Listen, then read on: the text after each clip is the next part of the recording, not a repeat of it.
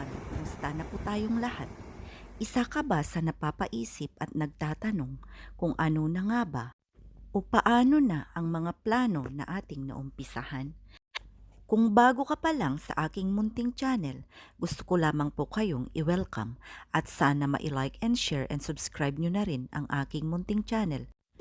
Kamakailan mga karuwenim ay napakarami natin mga pinagdaanan at napakaraming mga samut-saring usapan sa social media. Ngunit maraming salamat dahil sa kabila ng lahat ay nandito pa rin tayo. At nandyan pa rin kayo na walang sawang sumusuporta. Hindi kayo nawala, ngunit patuloy tayong lumalaban sa ating hangarin at layunin sa buhay.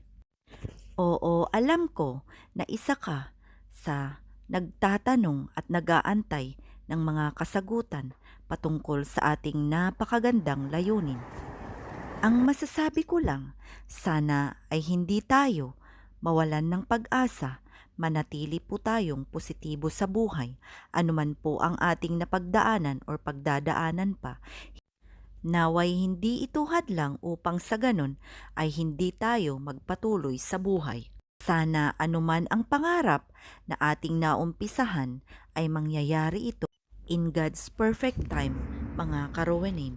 Sabi nga nila, huwag po nating masyadong stressin ang ating mga sarili o huwag po tayong magulimihanan sa mga nangyayari as long na alam po natin na maganda ang ating layunin at maganda ang ating laman ng ating puso. Ika nga nila, gaano man kasama o kasaklap ang ating pinagdadaanan sa ngayon, lagi nating tatandaan na ito ay magbabago.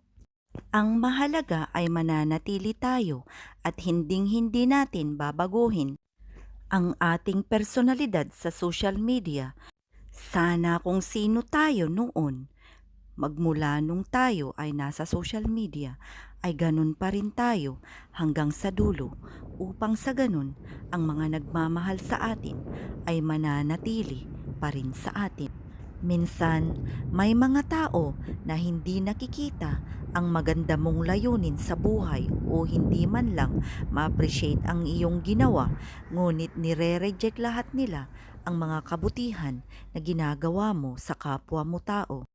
May mga iba naman na layunin na lang ang makapanira sa kapwa upang sa ganun ay makakuha ng atensyon ng ibang tao para sa kanilang pansariling popularidad.